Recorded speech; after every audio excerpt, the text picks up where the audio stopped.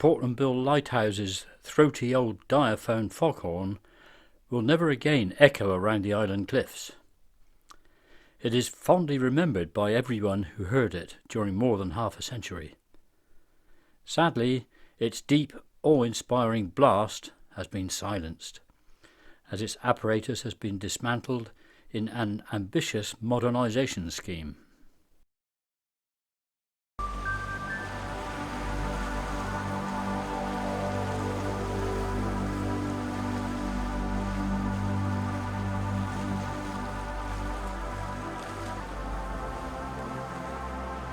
For more than 300 years, Portland's famous lighthouses have highlighted this treacherous coast. I've told the remarkable story of Portland's historic lights in a separate video. I now cover the building and operation of the early Edwardian tower, which still stands, from its state-of-the-art concept to the ambitious modernisation of the 21st century. The rocky promontory of Portland Bill has long been regarded as one of the greatest navigational hazards in the Channel. Currents clash as they pass over a vast undersea rocky shelf, creating a treacherous race of tempestuous waves. But by the late 1800s, their technology had become dated, and they could not be adapted to house the latest apparatus. Trinity House decided to erect a new single tower close to Bill Point, near a stone marker obelisk which they had erected in 1844. Thomas Matthews, who from 1892 was Trinity House's engineer-in-chief, was the designer of this new lighthouse, and no expense was to be spared in fitting it with the state-of-the-art technology.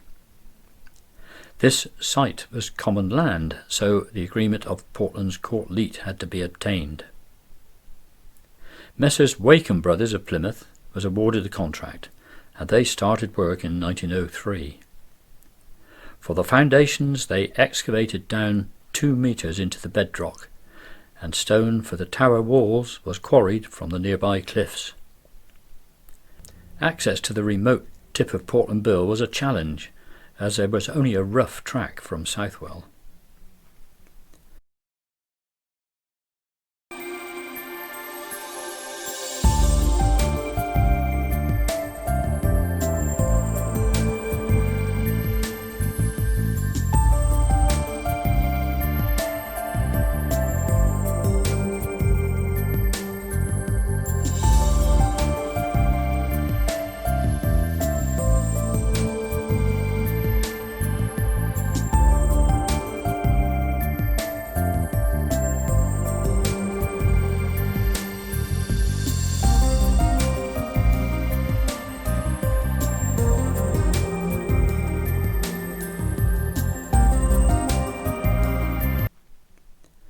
The rubble stone wall of the tower was then cement rendered to a very accurate and uniform taper, as the wooden scaffolding was taken down.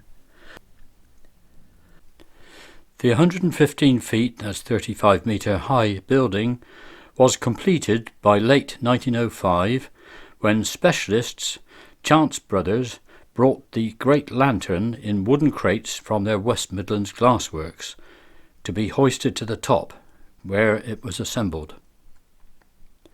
And the tower was painted in bright red and white livery, creating a striking feature in the landscape which has been the tourist symbol of Portland ever since. The new lighthouse had cost £13,000, some £1.8 million at today's prices. Keepers Taylor and Cumben moved house from the old lower light. The Cumben family have been associated with the Portland lighthouses continually since 1721. Assistant Keeper Robert Cumben was issued with this certificate in 1806 to exempt him from the notorious naval press gang service. The new lamp was lit for the first time on the 11th of January 1906, and flags were flown to mark this historic occasion. The interior of the tower is divided into 5 levels, accessed by spiral staircases of stone, except for the very steep flight to the lantern room, which is steel. On the ground floor were the oil tanks and a workshop. From there, paraffin was pumped under pressure to smaller tanks in the service room. A further pump pressurized the oil, which was then fed to the lamps in the lantern room at the top. In the centre of the service room is a hollow steel stanchion leading up to the optical apparatus, being the shaft for the descending drive weight of the clockwork mechanism.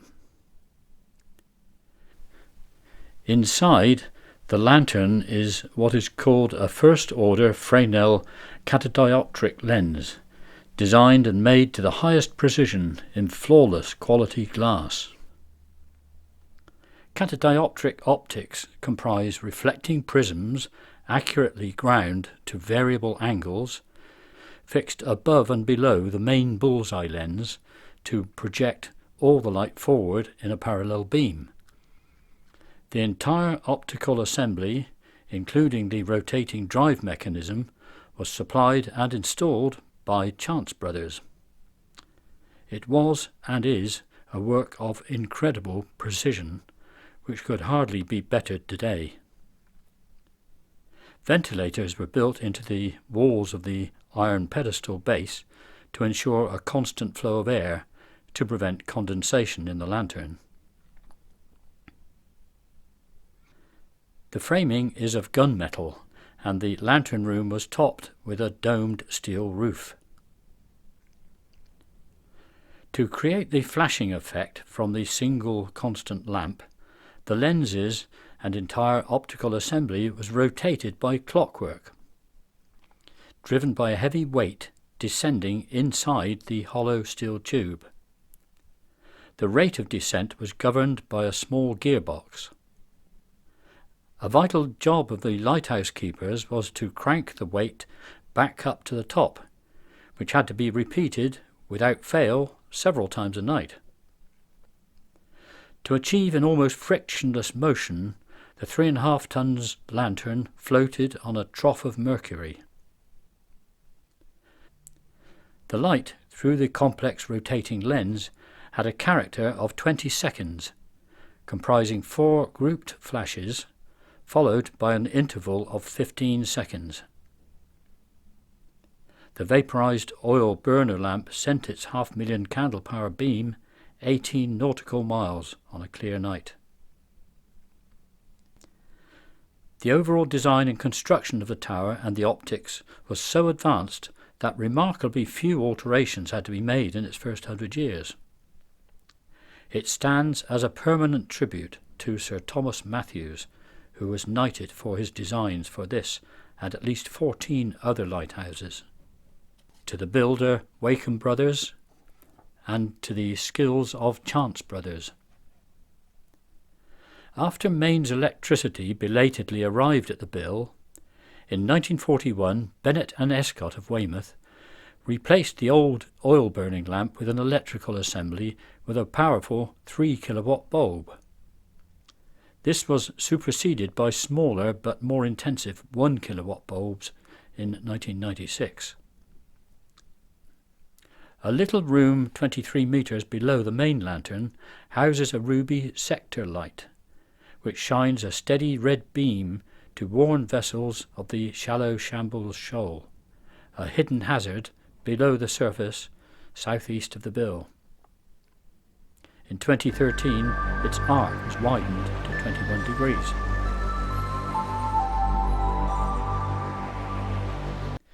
Now back on dry land to the lighthouse and the coming of the foghorn. Early in the Second World War, before most ships had radar, Trinity House decided that there should be an audible warning of Portland's rocky coast when shrouded in mist.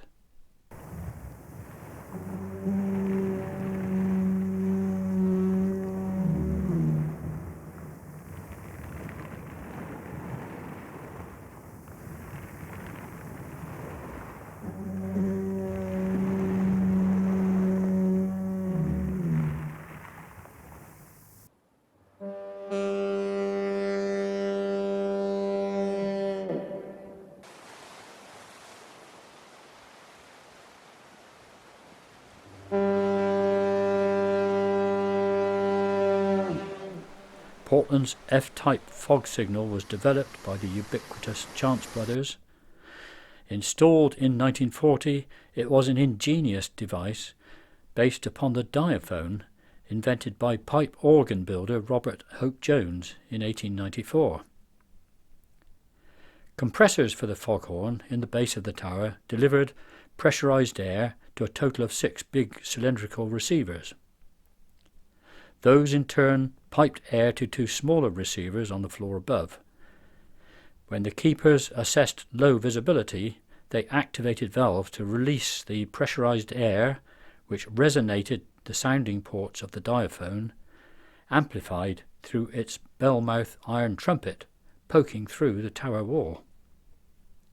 The powerful, deep and melodious 3.5-second blast sounded once every 30 seconds as a unique signature, telling vessels and everyone else in the 8-mile earshot, this is Portland. Portlanders particularly loved the grunt at the end of each blast, caused by the piston decelerating as the air supply was cut.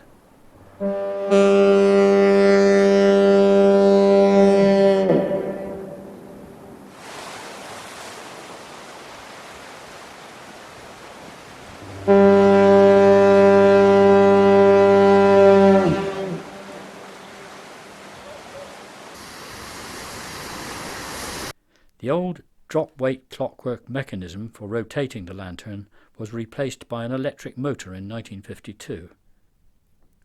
A fresh coat of special paint was applied in 1990, giving the sunlit lighthouse a vivid contrast to the seascape backdrop. Then in 1992 a major modernization began, culminating in full automation in 1996. Thereafter, the Portland Bill Lighthouse was controlled from Trinity House's planning centre in Harwich.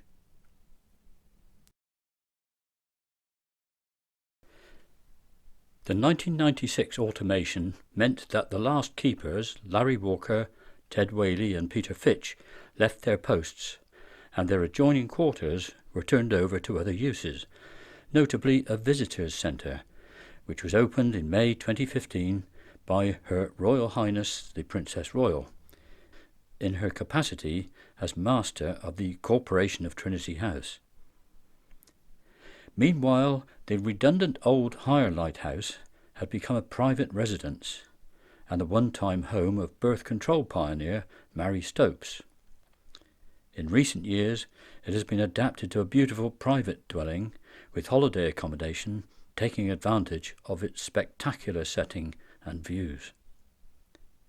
The redundant old lower lighthouse enjoyed a brief spell as a cafe and tea rooms between the wars, and in 1960 it was converted to a nationally important bird observatory opened by naturalist Sir Peter Scott. Portland Bill Lighthouse has been the focus of much publicity over the years. Here a huge banner proclaimed the impending 2012 Olympic sailing events which were held at Portland. What better place for a charity-sponsored abseiling event for the public as here in 2005. A major modernisation starting in 2019 saw the virtual gutting of the original installations. The much-loved pressurised air-powered foghorn had been decommissioned in 1996, although for nostalgia's sake it was sounded once a week until 2017. It had been superseded by a higher-pitched electronic signal with a much reduced audible range.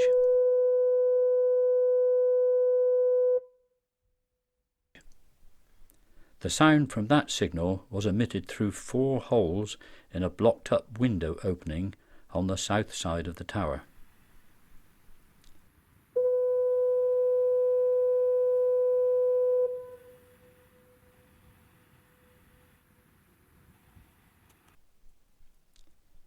The old deep-throated diaphone fog signal equipment was finally removed in early 2019, leaving only the silent and emasculated horn trumpet. In the modernisation, The 1996 electronic fog signal was also removed and the window put back in its place.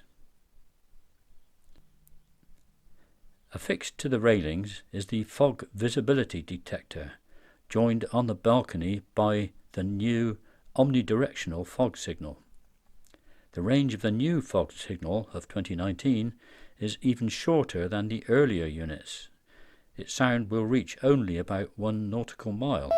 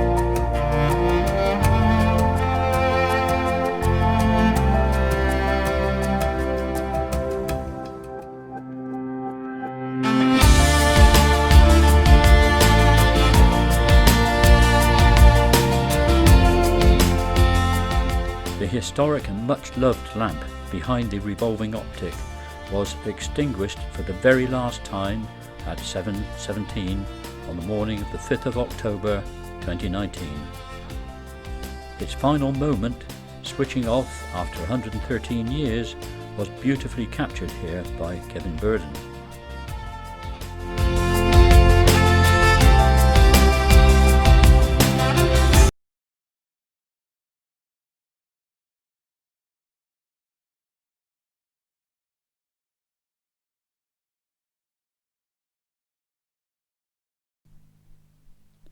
This is Trinity House's time-lapse showing the dismantling of the entire optical assembly, with its magnificent first-order lens which had been in place since 1905.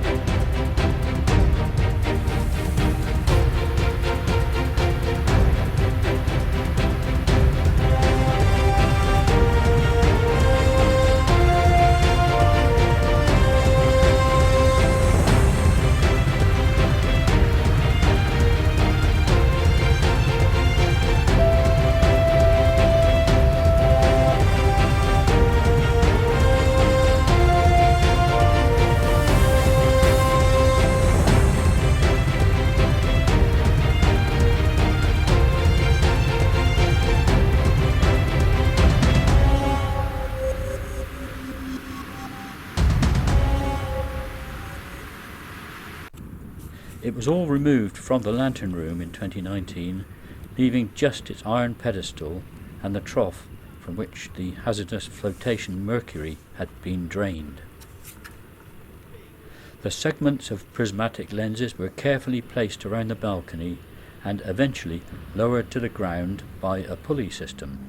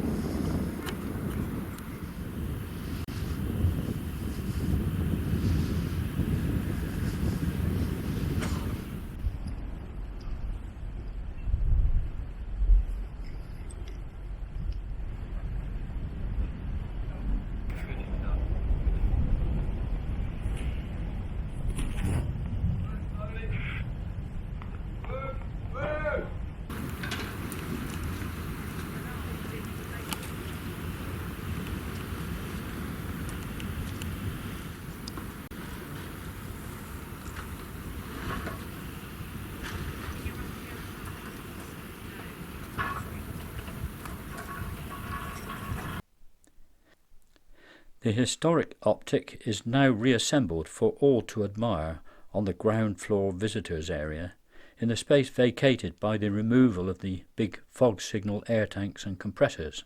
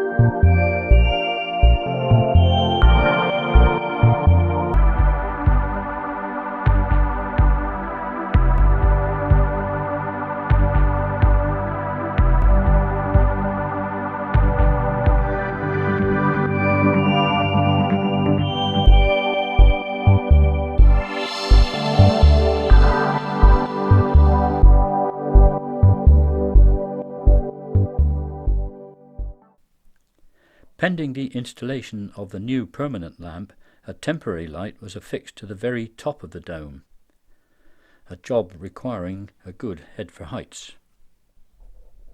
In the lantern room is now a powerful fixed LED lamp with a standby, which flashes in a similar character sequence as the old light. This very advanced programmable lamp comprises a single row of 64 small LEDs in a highly polished acrylic lens. These produce a very intense narrow beam of only 1.6 degrees vertically. Although its theoretical range is less than the old one at 18 nautical miles, in good atmospheric conditions on a clear night it is likely to be seen well beyond 20 nautical miles. This is because whereas the previous moving beams were seen as ever briefer flashes the further out to sea you were, by contrast the 4 flashes of the new lamp will be seen by ships as constant and even 1.5 seconds pulses at any distance. Trinity House says that this makes it a much better light to navigate from. The flashes are followed by a 9.5 second eclipse in a period of 20 seconds. Although the lamp itself shines at 360 degrees, the existing blanking in the lantern room prevents the light from being seen from inland. With GPS, radio and radar, shore lighthouses are not as vital as they used to be, but Portland's is still important. Our lighthouse has always had a special aesthetic beauty. Gone is the awe-inspiring foghorn. The soporific moving beams of light no longer sweep across the sea, leaving the exquisitely proportioned red-banded gleaming white tower with its steady new light standing sentinel over the cliffs and waves of this lively coast. Let's take a final look at the silently revolving lenses, projecting the beams far out to sea. The rotation is genteel, but at the extreme distance the looms sweep the horizon at breakneck speed.